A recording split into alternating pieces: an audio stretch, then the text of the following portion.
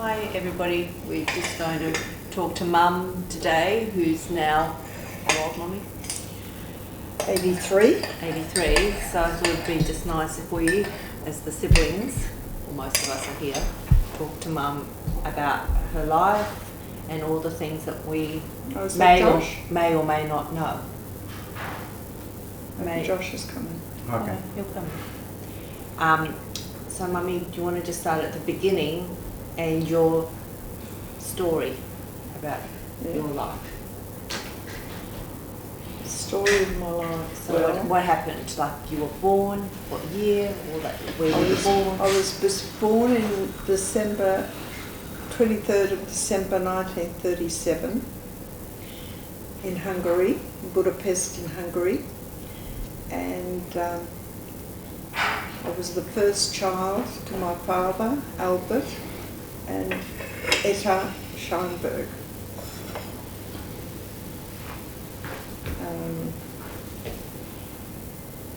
Etta came from a family of 6 children, and my father came from a family of 5 children. And we left Hungary when I was just over a year old, and the war had started, or was about to start, and we managed to escape and come to Australia. So Mummy, you told us once that you want a coffee done? you told us once that, I don't know if anybody else knows about the story about the train. Do you know the train story? What happened in Switzerland? So my father managed to, every now and then he'd save a little bit of money, which I think he turned into gold, and he used to leave it with a friend of his who used to live in Switzerland. And when they needed to leave Hungary, they managed to get papers to go to Paris. But he didn't have permission to get off the train in Switzerland. So he just got off the train in Switzerland, and my mother went on to Paris with me. And he went to see his friend, and he managed to get his little bit of gold. But then he had a problem. He didn't have papers to get back on the train. But his friend knew somebody, and he managed to get some papers so that he could get back on the train. And when he got to Paris, he didn't have enough money for the boat fare.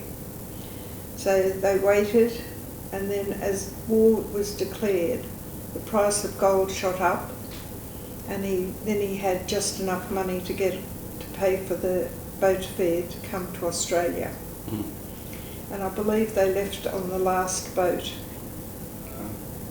I don't know what the name of the boat was.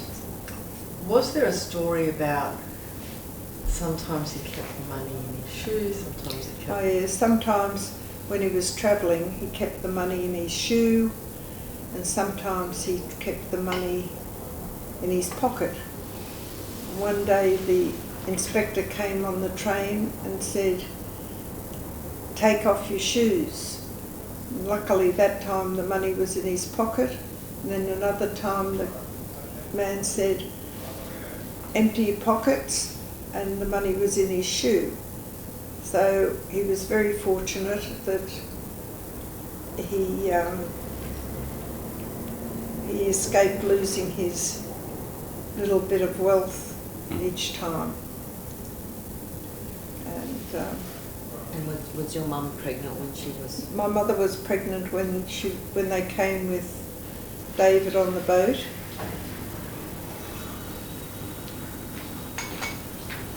And soon after they arrived, she had David in Australia. And Mummy, do you remember anything about your mum? Not really. Nothing. And what was the setup with in your home with Grandpa trying to like make a business? Well, for himself? originally we lived in Harris Street in Ultimo, I believe near where the museum is. David said that he worked out we lived opposite where the ABC is now, in Harris Street. Was that your first home? First, well, I Place don't when know you if it was got the there. first home, but that's where we lived. I vaguely remember cats, and I think I took one of the kittens from the cat, and she had kittens, and the cat was very, very angry with me, and I can still remember feeling quite frightened. And I think the windows to outside must have been very low, and I sat on a windowsill once and fell out of the window onto the ledge outside.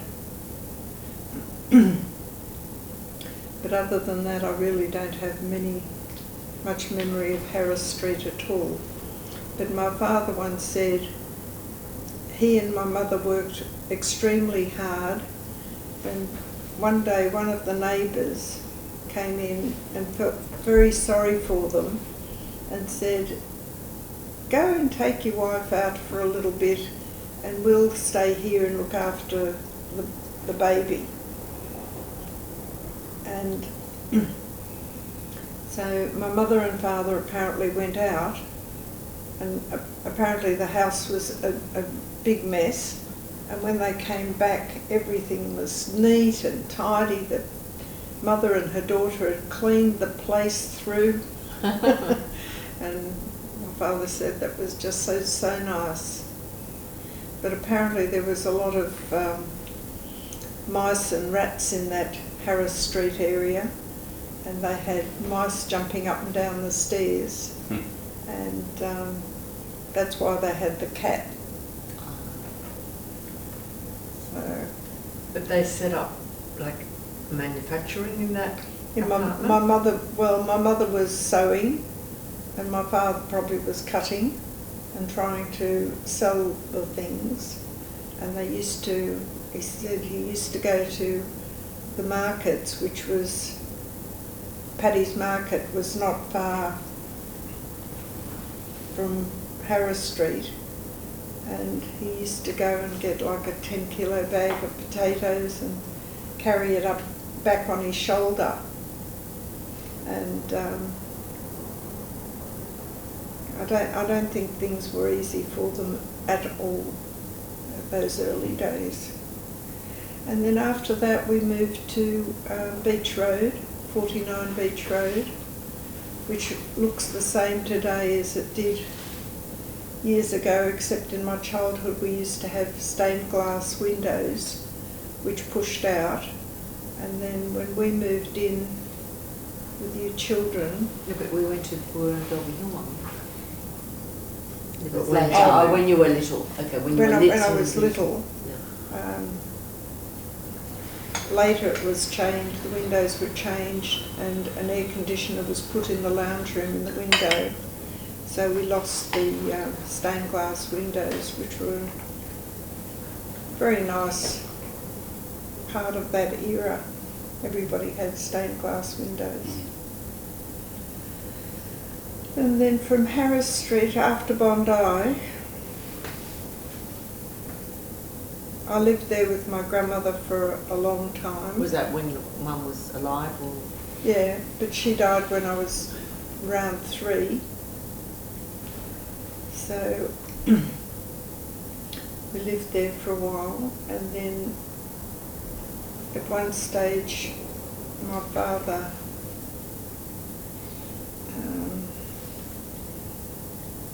took a flat in Glenelg Avenue,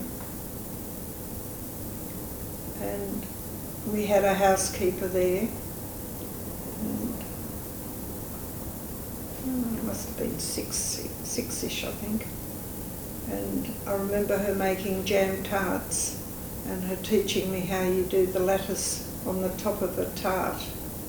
and she had a son that lived with her. And I think my father used to sleep at my grandparents' place because his father wasn't well, and I'm not sure if he slept in the flat with us or just the housekeeper. And after the flat,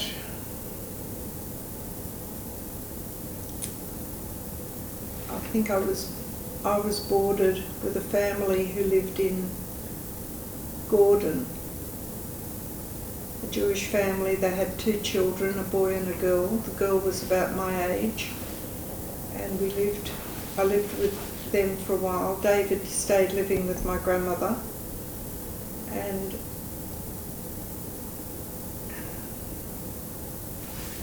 after we were living in Gordon, the family moved to Turramurra, and just up the road there was a dairy, and I think it must have been quite common for dairies to be within the suburban area in those years, because there also was a dairy when I lived in Vaucluse, which was a little bit later. I went there. They had that milk bottling place, and they had the cows there, I think. Yeah? On the like Diamond Point. I think in Fitzwilliam Road, I don't know. Oh.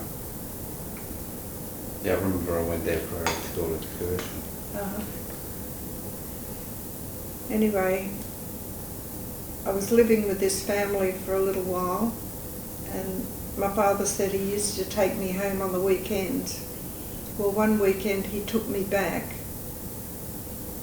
and apparently I cried that much that he felt sorry for me, and he took me home. But my grandmother felt she couldn't cope with 2 of us, and then I think, then after that, my father married Elizabeth, and I think I might have been about 8, because Annette was born when I was 9. And we lived in Double Bay in Manning Road. I think it was 21 Manning Road, and there's a block of units there now. And then after a while we moved. I think my father was renting, it was like a duplex, and while we lived there, Elizabeth, or Urgie as we used to call her, used to be insistent that I eat lettuce, and I hated lettuce. I couldn't tolerate the thought of eating lettuce. Anyway, and we were made to sit there to finish our dinner, and if we didn't finish the dinner after sitting there for what seemed an eternity, we'd get the same dinner the following night. And anyway, David and I discovered, there was a chimney in the dining room, and David and I discovered that behind the chimney was a drop. So after we sat there for quite a while, we decided that that was a good place for our dinners to go. Was it not nice food, Mommy? Did it like it? You don't remember? I never ate a lot. I didn't fancy. It was not what I wanted to eat. And I was a very picky child about it, and I really wasn't interested in eating. And do you remember your relationship with Urgie? Yeah, it was all right. I mean, I remember having had piano lessons there. I had this little, I think, German woman who came to teach me. I can't say that I was over enthusiastic. I learnt a tune called Melody in F, which I probably can still hack out a little bit today. Hum it. Hey? Hum it for us. I don't think I've ever seen you Yeah. press a I key. don't even know what it is. Oh. How does it go? It goes la la la la la la la la. I know that one. Anyway, so then after we lived in Double Bay, most of it finished with the sheep.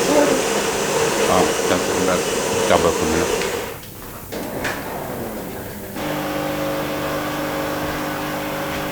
We're just having a coffee break now. Little coffee break. Double Bay, Okay. And the birthday cake, the birthday party. our birthday party. Okay. Are we on? Yeah. So did we Yeah, finish the with? birthday We party. didn't talk about the birthday party yet. Oh, I don't remember terribly much about the birthday party. Where did you go to your birthday party? She gave me a birthday party, shared with Annette, and I had some of my school friends there. And it was at this table out in the garden. I remember it was very nice, She baked you a cake? but I don't remember. But I would have had a cake, I would imagine. And then while we were at Double Bay, also I remember my father bought me a big wax doll. It was like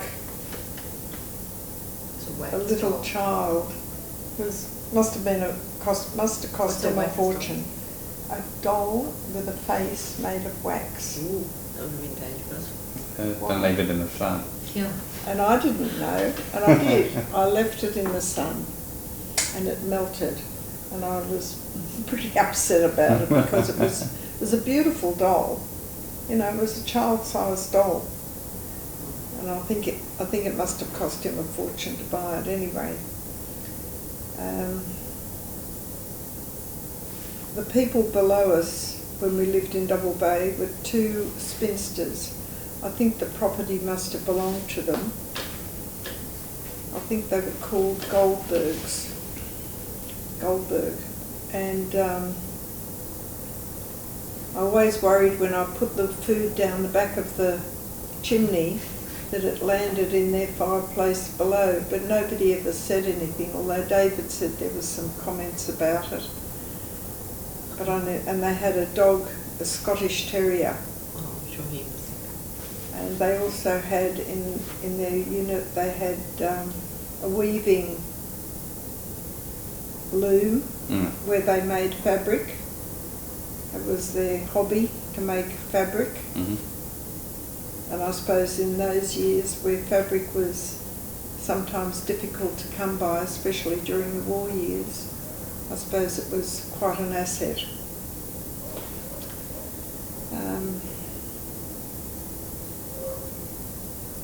After Annette was born, I used to like reading in bed, and I used to read with a torch. But one night, somebody came in, I think probably Urgie came in and saw me. I think I must have been flicking the torch around the room. Anyway, the torch was confiscated, and that was the end of my reading in bed. Yeah. I was very, very upset about it. And sometimes David and I used to get the bus from Double Bay when we went down to Grandma for Shabbat. We used to get on the bus on the corner in Manning Road and the 365, and it used to take us down to Seven Ways. We used to get off the bus and walk to Grandma's place from there. Yeah. Today, I think it's almost unheard of little kids getting on buses by themselves. How old would you have been then? Might have been 8 or 9. Would have been 8 when we moved in there. and what else was there? Oh, and David and I, there was a mulberry tree in the garden there, and David and I used to climb it. And then one day I noticed there was a little tree had sprouted, a little sapling had sprouted from the tree on the ground, so I pulled it out and I took it to my grandmother's place, and we planted it in her garden. And I don't know if you remember the mulberry tree that was in the corner there. Yeah, we had a swing off it. I don't remember the swing, but anyway, that was from the garden in... Wow. But the one in Beach Road never ever bore fruit. Right. Never had fruit on it. Don't remember if the one in Double Bay did or not. Anyway. And what else was there? Or the eyelash I was story. thinking the same story. Oh, that was when I was very young. I don't remember how old. When we were, one day my father went to lie down to have a rest in Beach Road, and I must have found a box of matches, and for whatever reason I decided to burn his eyelashes. I don't remember being roused at or scolded, but I do remember that I would not light a match. I don't think I lit another match until I was about 12 years old, and I was terrified of doing it. So I must have got a scolding.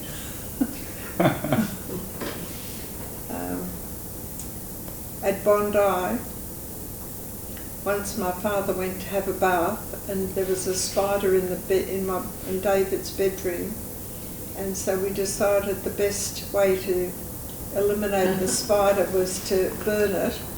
So we got the matches to burn the spider, but unfortunately the curtain caught alight, and my father jumped out of the bath, starkers, and ran in to rescue the curtain, put the fire out, because you can imagine, coming from Europe, that was where we were living, and it would have been very precious to him. It would have been terrible if the house would have gone up in smoke. And while we were in Double Bay, David and I there was a garage that was straight onto the street. My father bought, I think, an Austin, our first car in Australia, and he used to go down every day and dust it off and clean it, and it was a very precious possession. Anyway, on top of the garage, we could get to the top of the garage from the garden, and David and I used to lie up there on our stomachs and spit on people going by. We were very, very naughty children. I know where I got it from. Now you know where you got it from. And anyway,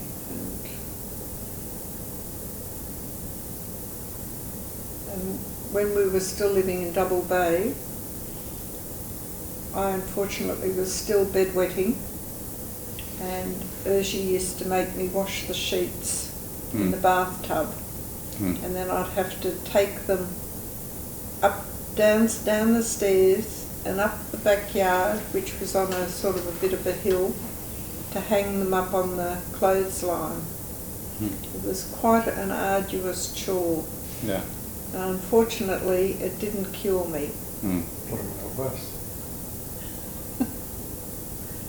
Oh, and when we were in Double Bay, David and I used to have a bath together, and my grandmother was very prudish, and so she was very disapproving of a boy and a girl of our ages to have a bath together. So she made us these aprons that you put on, that you put, one was facing at the back and one was facing at the front, and I think they must have tied on the sides. Yeah. And so when we had a bath, we were supposed to have these aprons on so we wouldn't see each other in the altogether. And yeah, different times. Yeah. And anyway, after Double Bay, we moved to Point Piper.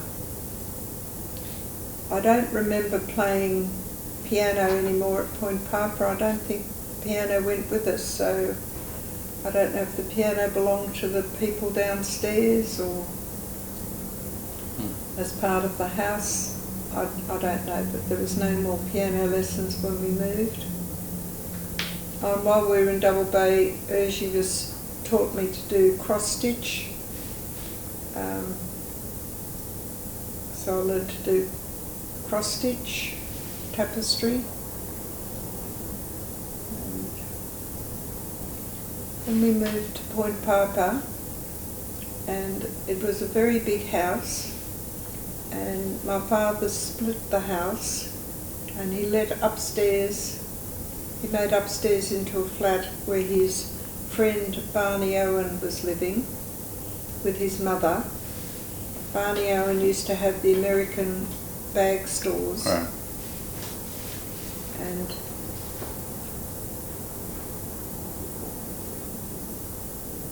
Barney was the only child. It was a very big family, mainly boys, I think. I don't know if there was any girls in the family, but a lot of children, and they were all doctors, except Barney, who never studied because he used to have migraines, and so he had the bag store. And they used to come in through our front door, and my bedroom was the first one you came to, and then my parents were in the next one, and Annette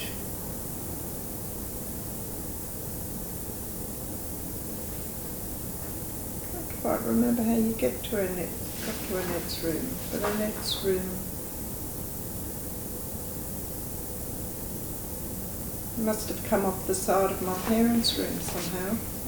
I don't know. Anyway, Annette's room was a round sort of room, and anyway, we lived there for quite some time. We used to go for walks at night.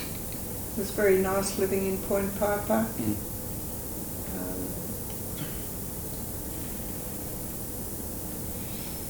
Then after a while... You have some rat problems, something or other at Point Piper? No, that was later. That was in Vaucluse. Anyway, we lived there, and while we were there, Gizzy brought her cousin, who happened to be, Urgie brought her cousin, who happened to be Gizzy, to Australia. Yeah, they were first cousins. Right. Gizzy became later, at a much later stage, became my second stepmother.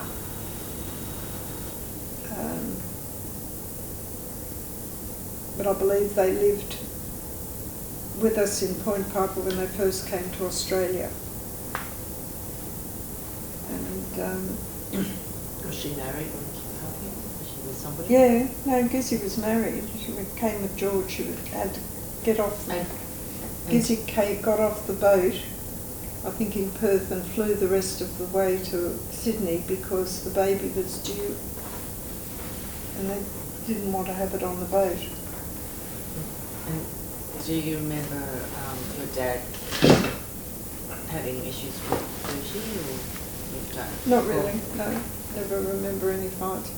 Once I was given, I think, £10 to walk down from the house, from home to Double Bay to pick up some groceries.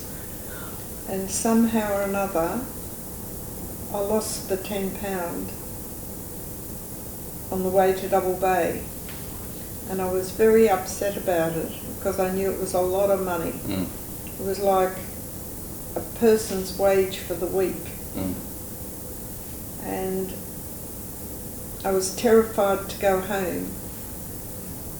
And anyway, I went home and I hid in the house. And I could hear my father saying, I wonder where Agnes is. She should be back by now.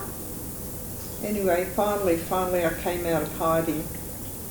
Well, they found me, I don't remember. And I said I'd lost the money. And I think I don't remember being really roused at, but I don't think anybody was very happy with me at the time. How old were you then? I must have been 11. Right.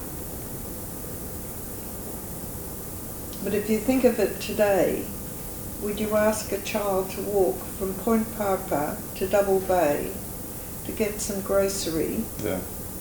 and back again? Like, I Yeah. think it would have been reasonably the norm at that time, but it was quite a walk by myself. But that would have been a lot of shopping to do, Mum, if you think that if it was a week's wage, $1,500. No, I don't. It's like, it might have been like, $50, Mummy. It would have been No, what, £10? £10. But I mean, how much shopping were they expecting No, me to bring home? well, they've asked me, they would have expected me to bring change home. Oh, change.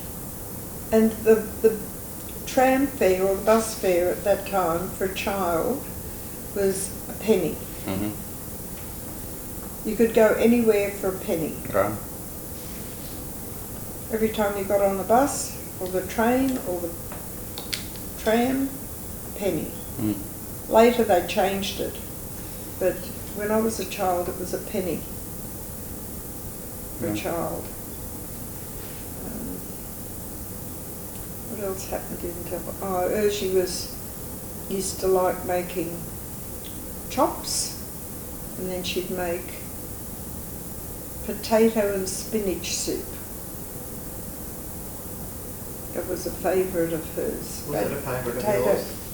I didn't mind it. That's quite nice. It was quite nice. Yeah. Maybe we'll make it. Potato with spinach floating around in it. No, good to know.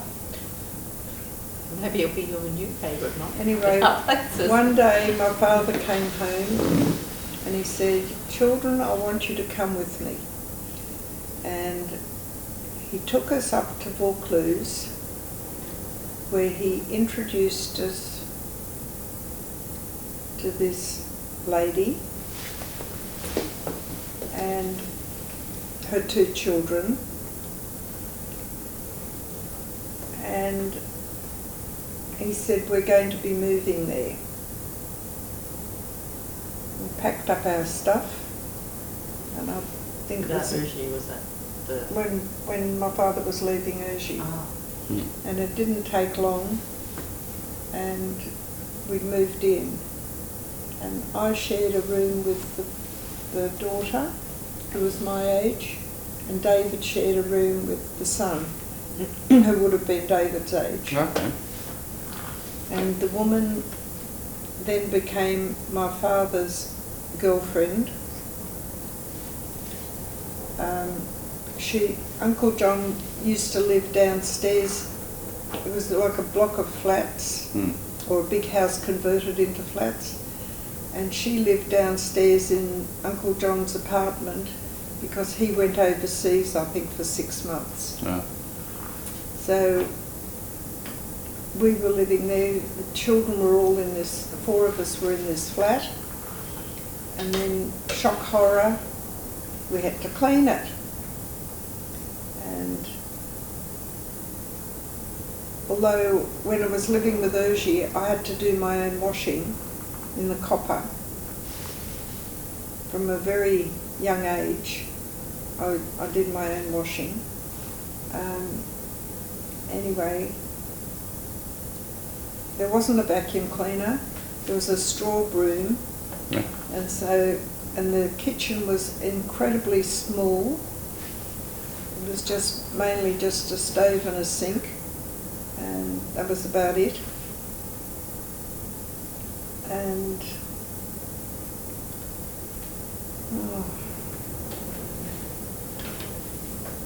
later I started making little sponge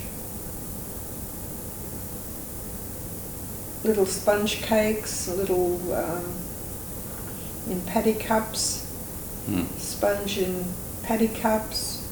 I got big on the baking. And I think Clara made dinner for us. And I don't remember if my father was there every night for dinner. He said he never actually lived with Clara. He was living it with my grandparents.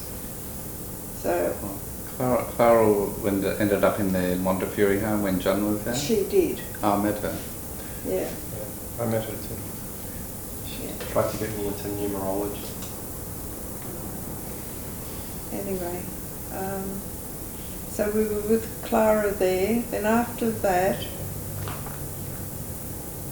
and we went ice skating one day, and I broke my leg. I was on the ice for about 10 minutes, and I broke my leg, and I was carried off by these hunks of boys. I thought that was very cool.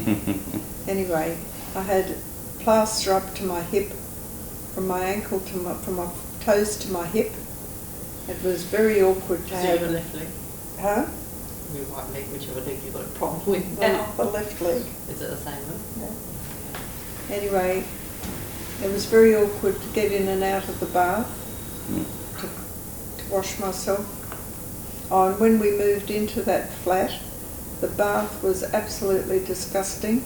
It had all black all over it, and I, being the cleanliness fanatic, I got steel wool and Ajax, and I spent hours in that bath scrubbing all this black off. And anyway, finally got it looking to a reasonable state. And we used to, when the flat backed onto Parsley Bay, and we could walk from the back of the flats down the rocks. There were steps at the end of the rocks, and walk down to Parsley Bay, where we used to swim near the nets from one side, from our side to the other side of Parsley Bay. Yeah. I don't think my father ever knew that we were doing that, because David and I were not good swimmers.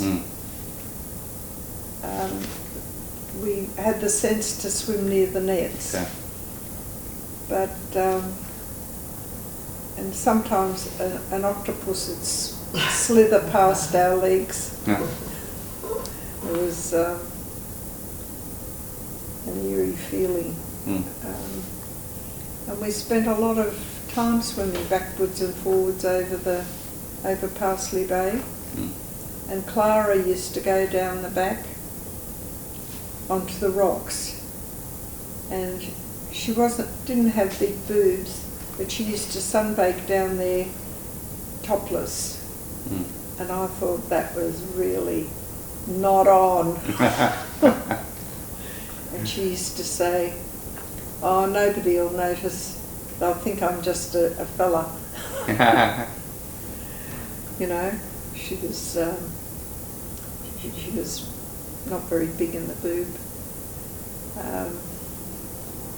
And after, while we were at while we were in Vaucluse, I still was going to Double Bay Public School. After that, we moved to Bellevue Hill with Clara and her children, and my father bought a property next door to the church in, I think it's Victoria Road there,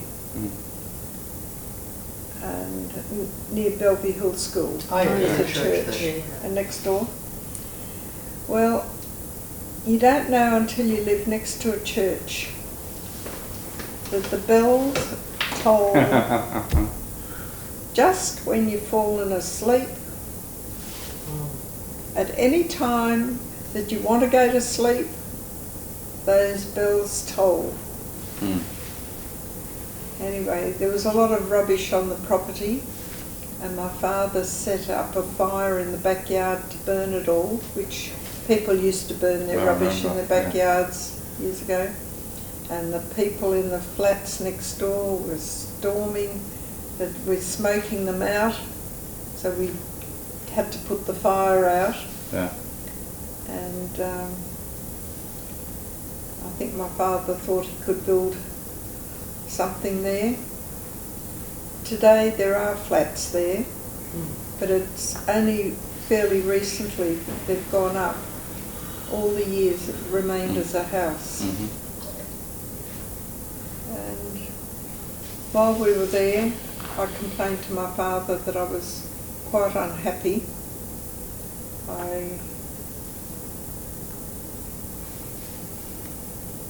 I dare say that it was becoming a very unsettled situation, living here, living there, and anyway, I wasn't happy. And not long after that, my father broke up with Clara. Right. And then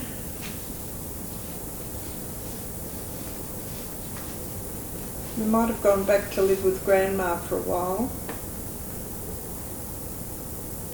And then my father got together with Gizzy, and it was very hard to rent properties in those days. It was mainly that you paid key money and to somebody if they were moving out, so that you could acquire the lease of that property. And anyway, he managed to rent 2 one-bedroom flats in Military Road, Dover Heights. I don't know if it's still Bondi there, or it might still be regarded as Bondi, or it might be Dover Heights at that point. Right. It's sort of opposite the golf course in in Bondi. Yeah. So David and I had the flat, the downstairs flat, and Gizzy and my father had the upstairs flat.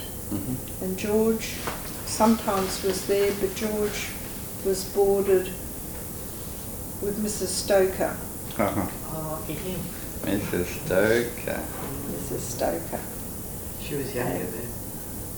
She was. She was too. Anyway, and we had one telephone line, and because it wasn't easy to get telephone lines, I don't think, in those days, so we shared the phone with the upstairs flat and the downstairs flat.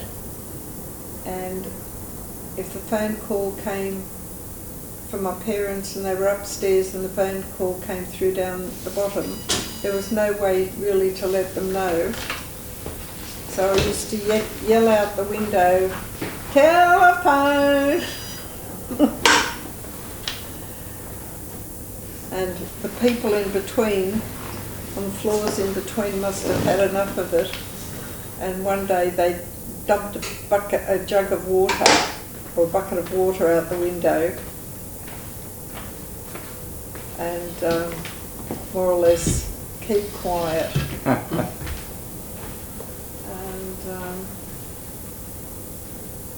anyway, and George sometimes was there on the weekend with us. I wonder why she ordered him out. Well, because she wanted to work, because she left her husband, and she didn't want to be So I always known thought as a that kept woman. I always thought that, you know, Eugene was married and Gizzy came along and then, but it wasn't. It was a It little. wasn't, no, No, it wasn't because of. It wasn't. No, it It wasn't. And my father was just wanting to have a home. He sort of, But they must have kept in contact for her to go back. You know, like, you know. well, after the war, everybody was trying to save their relatives. Yeah, no, but he'd broken up with Urshi. You know, maybe he saw Annette, but he didn't have to see Gizzy, so Gizzy was in the background, basically. Like, Well, Gizzy moved out. Yeah, I Gizzy know. wasn't living there yeah, all I the know, time. but She he just, he made an arrangement with her after the fact, so There must have been some something, contact. there must have been a Well, my contract. father bought a property next to the kosher butcher that was in Hall Street. He bought the next property, which I think used to be a fish and chip shop, and Gizzy and her husband were living in that property upstairs. Gizzy's husband was a tailor, and Gizzy was sewing as well. She was a dressmaker, and they lived there for a period of time. Anyway, after that, we moved to, after Dove Heights, we moved to Bunyula Road, Bellevue Hill. It was 15 Bunyula Road, Bellevue Hill. And by which time I think George came to live with us.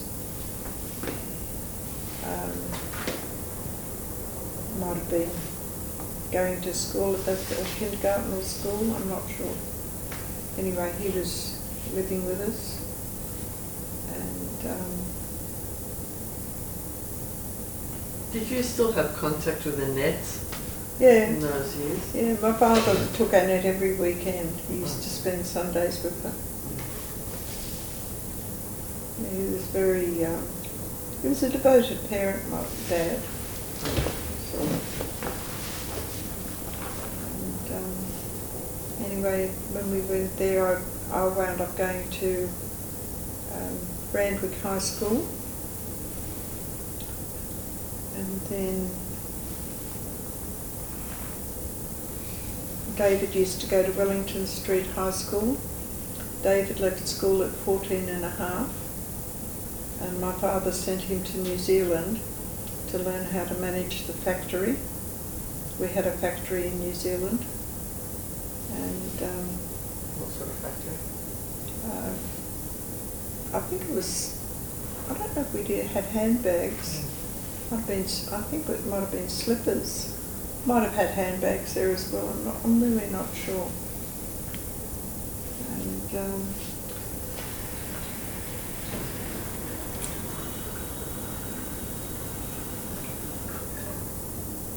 when we were in Bellevue Hill, when I just turned 16, my grandmother decided that she wanted to take me to Israel, and I went with her for a year to Israel, and I met this young man while I was there, and I was 16 and he was 19, and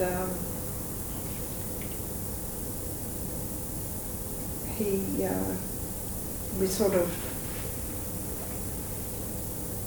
became what you could call betrothed, not really engaged, but anyway, he had to finish the army. When he finished the army, he came over to Australia, and he gave me an engagement ring, and I suppose in time we would have got married, except that my father wasn't very happy. He wasn't really finding work, and my father would say to him, "How did you get to look for the job?" He said he went on the tram. He said, "Well, what was written on the tram?" Meaning, where was the destination of the tram? And the guy said, Captain Cigarettes, because they used to have all advertising on the trams. And my father was not impressed. Gizzy was less impressed. Gizzy couldn't stand him. She gave us both hell. And so the whole relationship didn't last very long, and he was put up on the next boat and sent back home. And Mummy, do you know where this guy is? you ever had contact with him after No, that? never had contact with him after that. And How did you feel? quite honestly, my father never let me go out with anybody else in the whole time that I was back. I could go to Hub and Inn, but I wasn't like... Like when you were 16, you were engaged, but you can't well, when go I out came anymore. back I was 17. And anyway, he just didn't want me... he said, no, you're engaged, you have to wait. No, but how did you feel when they said, this They guy's said- got to go back? Well, How did you feel? well, one thing he told me, which made me extremely upset, was that he used to be in the Israeli Navy, and he once told me that he'd gone with the army to South Africa, and that he'd got a girl pregnant there while he was supposedly engaged to me. So to me, that did it for me. If he couldn't be so faithful. Yeah, it wasn't like your heart was broken. You were actually No, relieved. I thought that was, and I think if I would have been allowed to go out with other people, not necessarily as a boyfriend, but just to go out, because once the housekeeper that used to be a housekeeper in Double Bay, the son came, he was in the army, and he came to the house, and he just wanted to go out for a coffee with me, just to natter about old times, and my father wouldn't let me go out with him. He said, no, he said, you're engaged, you can't go out with anybody else. So, But you were engaged, but he didn't want you to be with that boy. yeah, he didn't want me to go out, yeah. No, with other. with other boys. But that boy went back to Yeah, but they're He talking went about- later, he went talking back, about- a different boy. yeah, he was the housekeeper's son. Oh, But That we sort of were growing up together. oh, and you were engaged to him. No, No. I was engaged to the guy from Israeli. Israel. but he got sent back and you were That's still what I'm saying. engaged. That's what I'm saying. No, no, when he went back, that was the end of it. No, while Mum was engaged and this guy was in South Africa or Israel, wherever, Yeah, another guy asked her But you out. hadn't met him yet. You were engaged before you met. No, they She met. went to Israel. I was in Israel for a year. So she went to Israel when she was 16. Oh, you met him over there, This Yeah. Israeli guy. and then you got engaged over there. Yeah. Yeah, And then I you didn't have came a party back, or anything, we just, And you couldn't go out with other boys because you were waiting for him to come. that's it. And another boy wanted to take her out for coffee, Yeah, and yeah, her yeah. dad said no. So that's Then after he went back, I wasn't getting on very well with Gizzy, so my grandmother decided that we'll go to Melbourne for a while. She'd had this woman that used to live with her,